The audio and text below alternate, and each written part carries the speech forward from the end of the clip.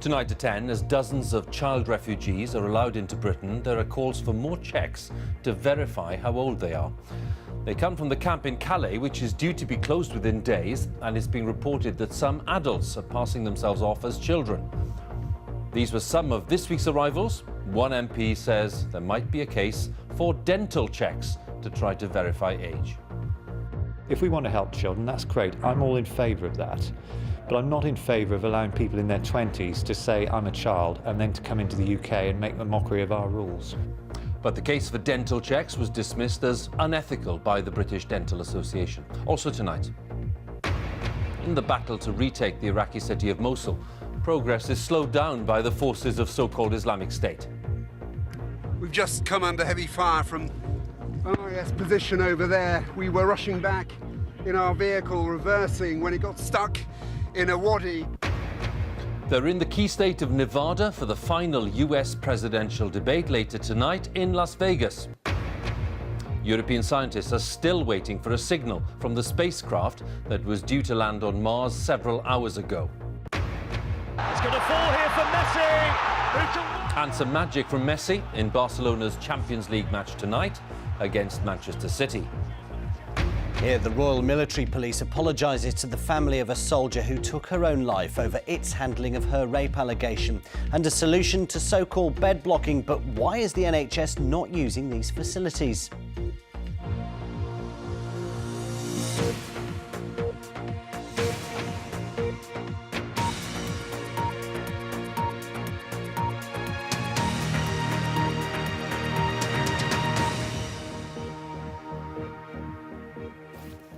Good evening. The Home Office has insisted that all necessary checks will be carried out on the child refugees arriving in Britain from the camp in Calais. The BBC has been told that 39 have arrived this week, amid claims that some of them are probably adults. Ministers say that further checks, including interviews with relatives and fingerprinting, will take place. A call from one Conservative MP for the refugees to submit to dental checks to verify their ages has been rejected as unethical by the British Dental Association. Our correspondent June Kelly has more details. Welcome to the UK.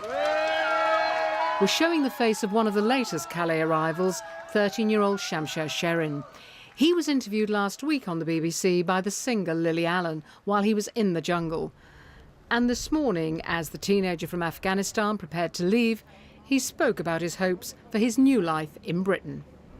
I want to go to school in London, to join my brothers to start a new life there. But not everyone is pleased to see all the refugees.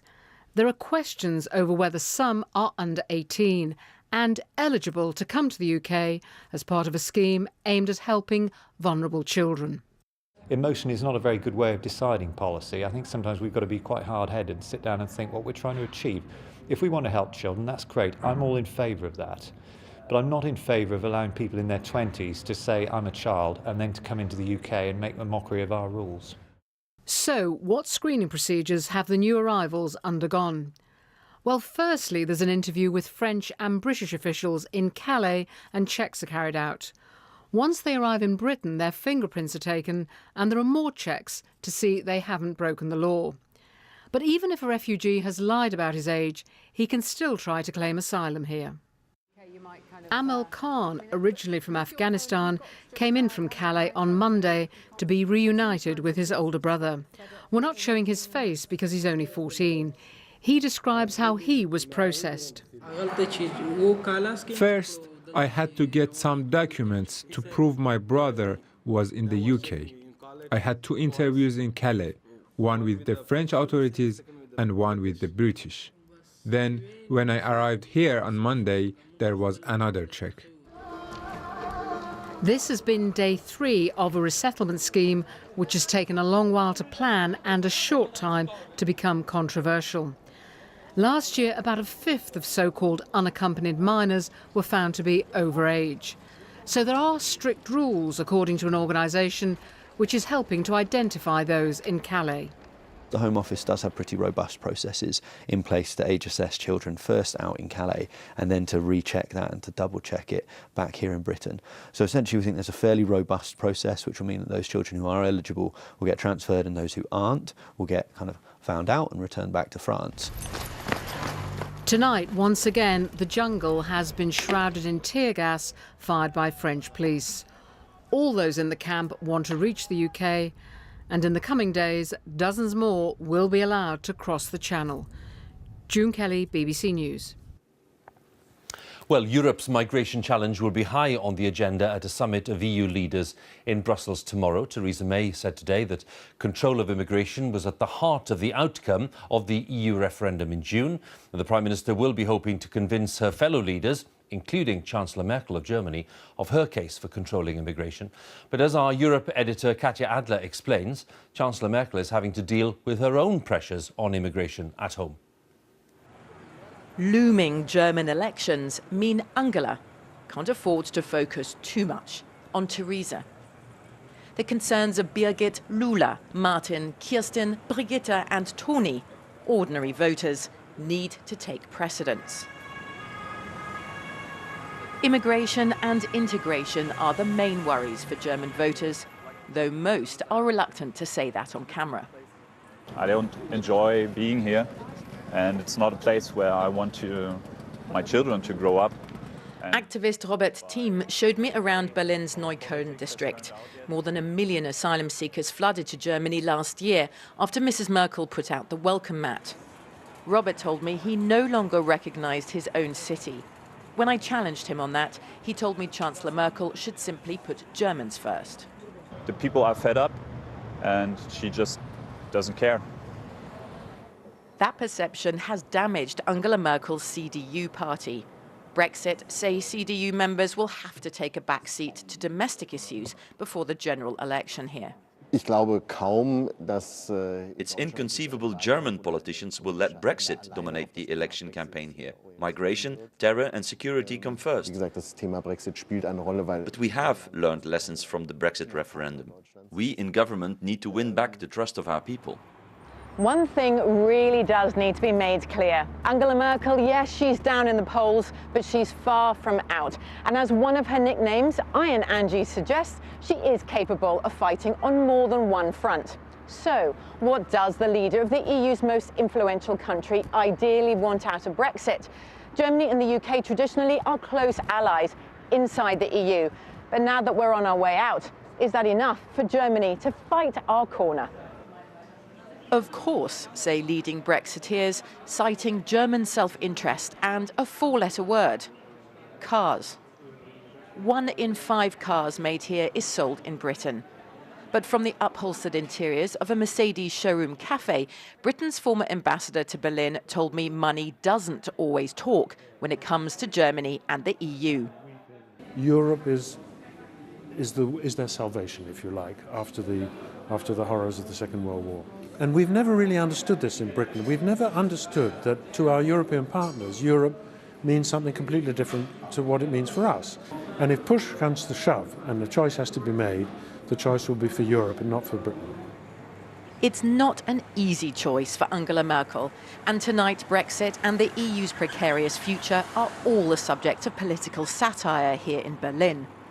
Tomorrow's show is in Brussels, with a debut by Theresa May and increasingly hostile performances expected by Mrs. Merkel and her supporting EU cast.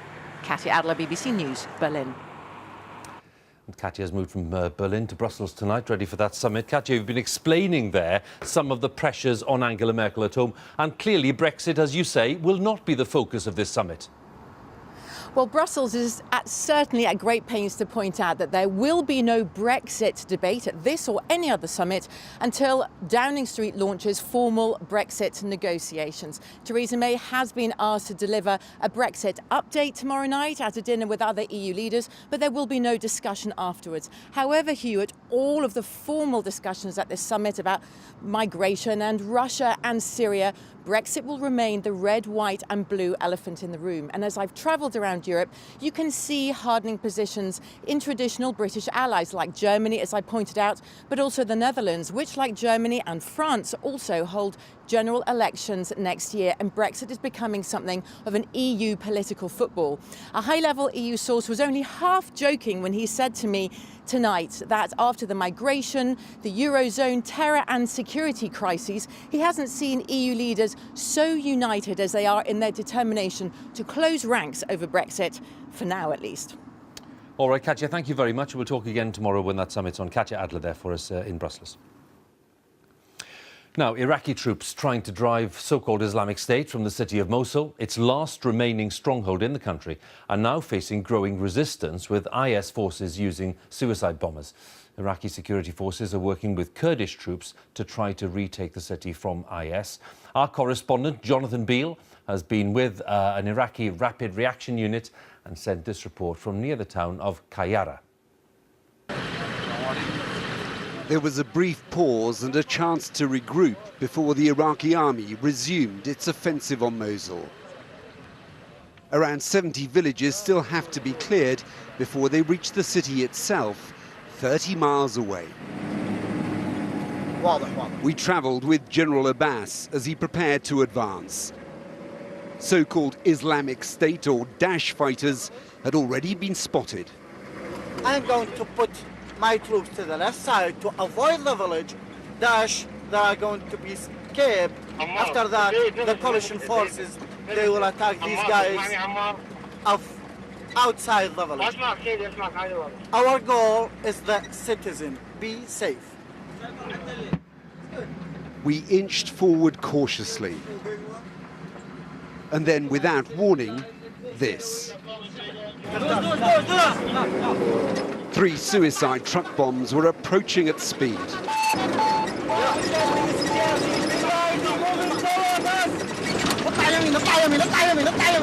They put their foot down, taking evasive maneuvers. 2 attackers never reached their target. The Iraqi army finished off the 3rd. Dangerous? Danger meet here. Danger job, yeah. We fight. We are a fighter. You know, we are a soldier. Are you worried about truck bombs, the threat it is to your men? Yeah, I will be worried because there are not men. Reinforcements arrived with reports of more IS fighters on the move. They were soon spotted by his tank.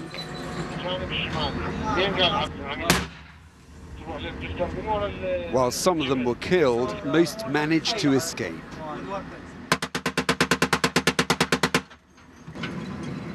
Back on the move, but it wasn't long before we were halted in our tracks. There were repeated harrying attacks. In one afternoon, they'd barely moved forward a mile. And the fight's expected to be much tougher in Mosul, still 30 miles away. As we hastily pulled back, our Humvee crashed. We've been coming under heavy fire. We're travelling up this road. Had to reverse rapidly. The vehicle got stuck in a wadi, and we had to come running back. Our stranded Humvee and a trail of destruction suggest this will not be over quickly. Well, today here, the Iraqi army came across a group of about 100 civilians fleeing the fighting. Further north, there was a much larger group of about 1,000 crossing the border into Syria, where camps are already overflowing. And remember, we're just talking at the moment about the villages outlying Mosul itself. That trickle could become a flood, with aid agencies warning of a potential humanitarian crisis, with as many as 1 million people being forced to flee the fighting when it reaches the city itself. Jonathan, thanks very much for the update there in Kayara. Jonathan Beale, our correspondent there. Well, in a few hours' time, Hillary Clinton and Donald Trump will face each other in Las Vegas for the final debate of the presidential campaign before polling day on November the 8th. The latest polls suggest that Mr. Trump is losing ground in some key states after facing a series of allegations of sexual assault, the allegations that he's denied. But it seems Mrs. Clinton remains unpopular with many voters. So experts agree that there is a great deal at stake in this third and final encounter. Our North America editor, John Sopel, has this report. Las Vegas, This is a city where you can win big and invariably lose even bigger, where dreams are made and destroyed. Most things that Donald Trump has touched have turned to gold. His tower dominates the skyline. But in this presidential race, he's starting to fall behind. When they go low, you go high. And whisper it quietly, he might end up the loser. Because you'd be in jail. So tonight, in the final debate, Donald Trump, like never before, needs to win big. But how to play it? Does he gamble on a scorched earth policy in an attempt to drag Hillary Clinton down? Or does he try to look presidential, calm and measured, and put his chips on winning over undecided voters? I was calling to see if we still have your support for Hillary Clinton. But put the debate to one side. Politics is about the grunt work, the slog. And this is where Hillary Clinton is better resourced and better organised. Hi, Annika. My name is Maria. I'm a volunteer with the Nevada Democratic Party. How are you today? More field offices, more staff, and in Nevada alone have registered around 100,000 more Democratic voters than the Trump campaign have Republicans. The next 3 weeks will yield more conversations with voters around the country, more knocking of doors, more phone calls, more volunteers getting out to vote, and really the excitement of the electorate who is continuing to tune in more and more every day. This is one of Donald Trump's only offices in Nevada, and we weren't allowed in to film. His campaign team never returned our calls, and for the first time, a slightly downbeat assessment from his campaign spokeswoman on Fox News. Do you see it as a comeback at the moment? It's a comeback, and he's done it before several times in this campaign. We caught up with his supporters downtown as they waited for Donald Trump to arrive. They may not have infrastructure, but they have a massive enthusiasm. Awesome! Awesome! Every time I've gone to any type of rally, there's a lot of people showing up. They're showing up because there is a ground game. He's not getting a fair shake, and that's why I'm here. He's going to change our country. He's going to do really good for our country. Moments after that, Donald Trump's convoy swept into the hotel. He needs a small miracle tonight to turn things round. But Nevada is full of people convinced their luck is about to change. This time 4 years ago, when Mitt Romney was getting ready to face Barack Obama in the final debate, the polls were neck and neck. The latest poll of polls today shows Hillary Clinton 9 points in the lead.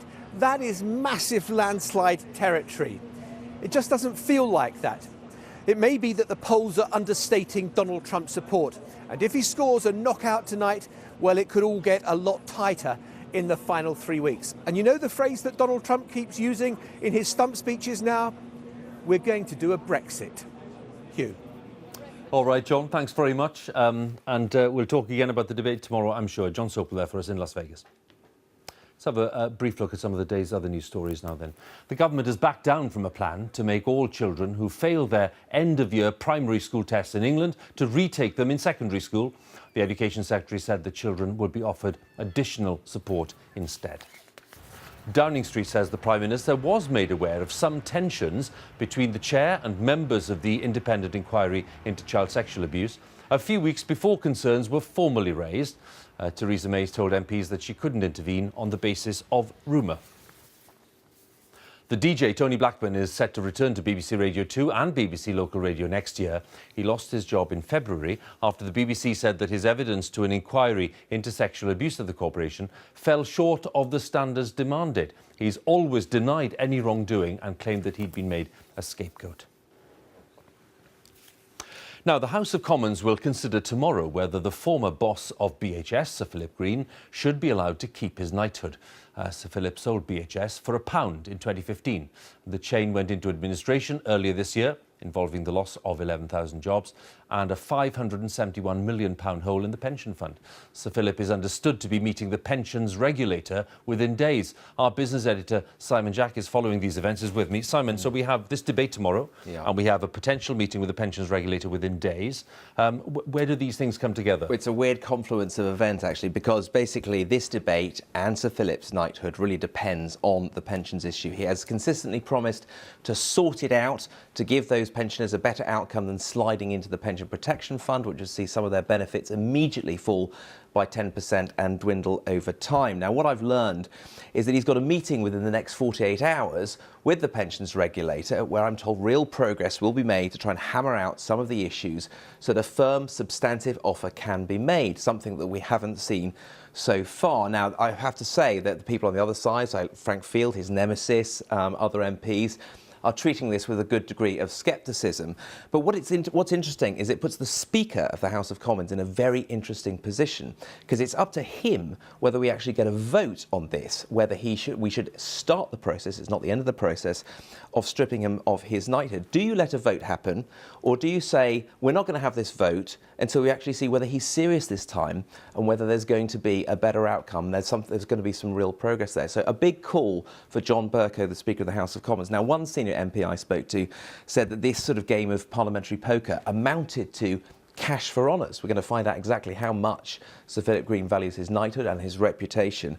Of course, pensioners will care much more about the outcome that they get than this rather sort of brinksmanship, this game of parliamentary poker that we're seeing going on. But it'll be very interesting to see what happens tomorrow. We shall see. Simon, thanks very much. Simon Jack there with the latest on that. Staff at Pentonville Jail in London, where an inmate was killed yesterday and 2 others injured, have passed a vote of no confidence in the governor. 2 prisoners have been arrested on suspicion of murder. The dead prisoner has been named as Jamal Mahmood, who was 21. The Prison Governors Association is blaming public sector cuts for increasing violence in prisons, as our Home Affairs correspondent Daniel Sanford tells us. It was around 3:30 yesterday afternoon that a London gang war spilled over into Pentonville Prison, with fatal results. Jamal Mahmood, a 21-year-old serving time for hiding a Scorpion machine gun, was stabbed with a hunting knife by fellow inmates and thrown from a balcony. Tonight at his home there were tears as his family, including his baby son, gathered to mourn and to wonder how he'd been killed while inside Pentonville. I blame the prison. It's very disturbing how it's going on right now. I just hope that place gets shut down as soon as possible, because it's not safe. Because it's just like he was taken in peace. We wanted him back in one piece, but... Pentonville, which holds more than 1,200 men, has become notorious in recent years. I've seen people get hot water slung over them. I've seen people get slashed. I've seen people get stabbed in prisons in Pentonville before, but this time it's gone over the top where someone's ended up dying, and that's the only reason it's got into the public eye. One issue has been prisoners and their accomplices using ropes and even drones to smuggle drugs and weapons over the prison walls. It's been a perfect storm for prisons like Pentonville, an increasingly violent prison population, new drugs which have caused problems of debt among inmates, and more violence, and meanwhile the number of prison officers has fallen. The Prison Officers Association at Pentonville today voted that it had no confidence in the governor, while senior staff described the difficulties with inmates. I was duty governor there a few months ago, over the weekend. We had prisoners fighting, we retrieved weapons from them. We had drugs coming over the wall that were packed into tools so that they could get through the netting. The new Justice Secretary Liz Truss says making prisons in England and Wales safer is a priority and has already announced plans to increase the numbers of prison staff after years of cuts. Daniel Sanford, BBC News at Pentonville Prison.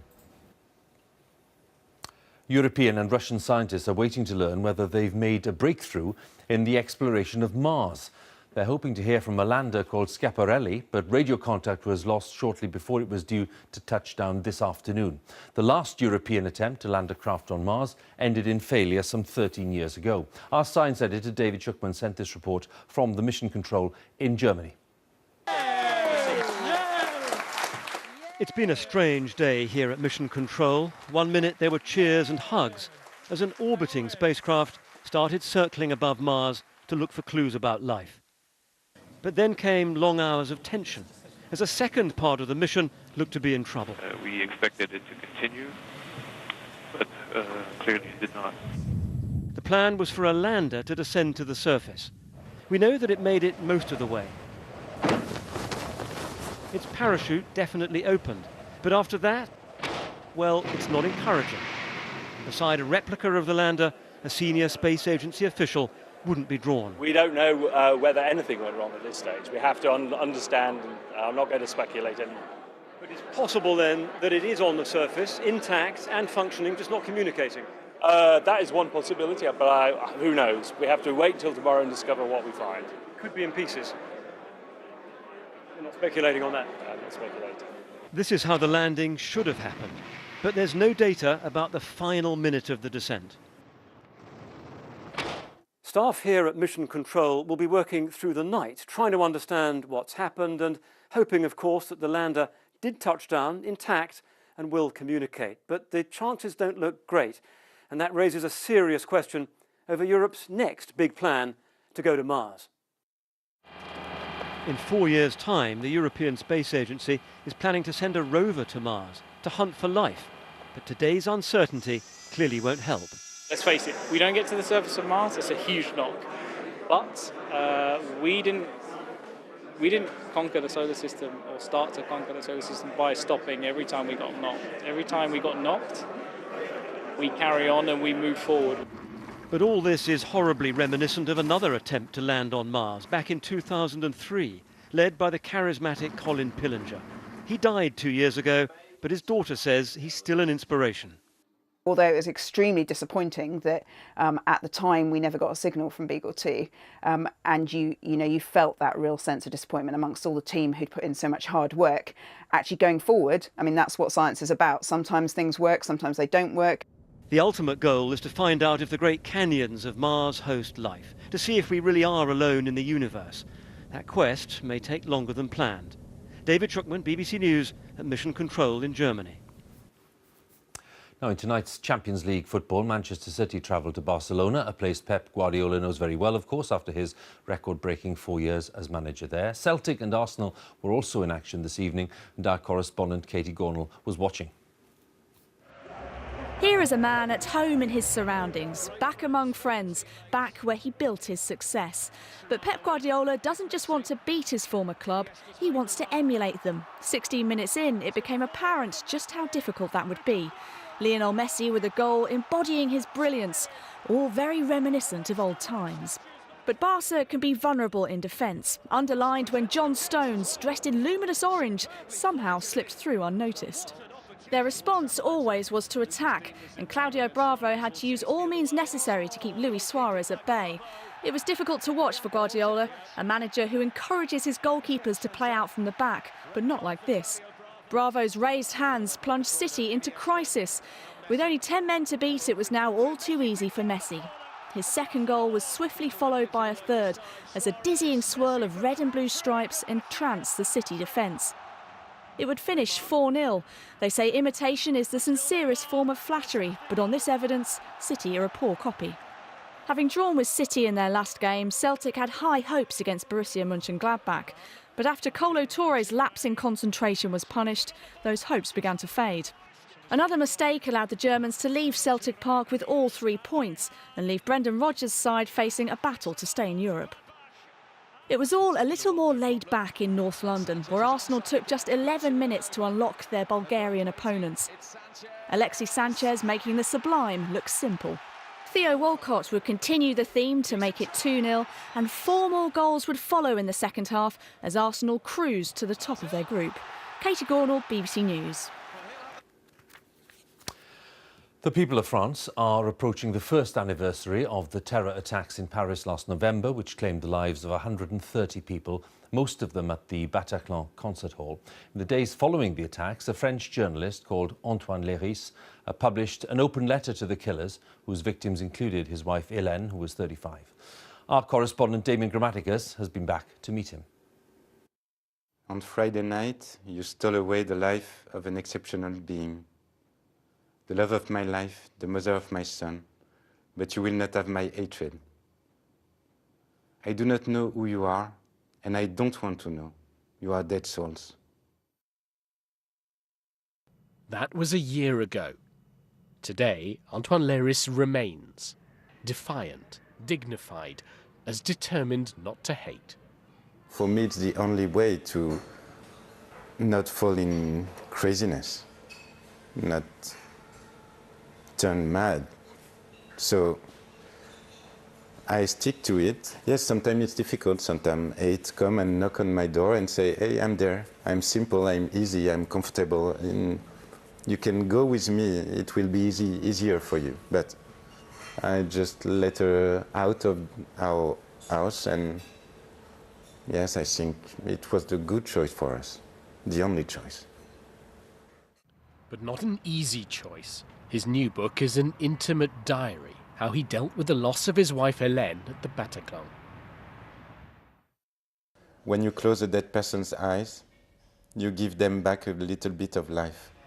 She looks like the woman I watch wake up each morning. Grief is a companion for me. It's precious.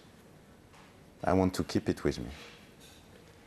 Because it's a connection to your wife? To because it's a testimony of, like even a physical testimony, you know? You felt it inside you very strongly.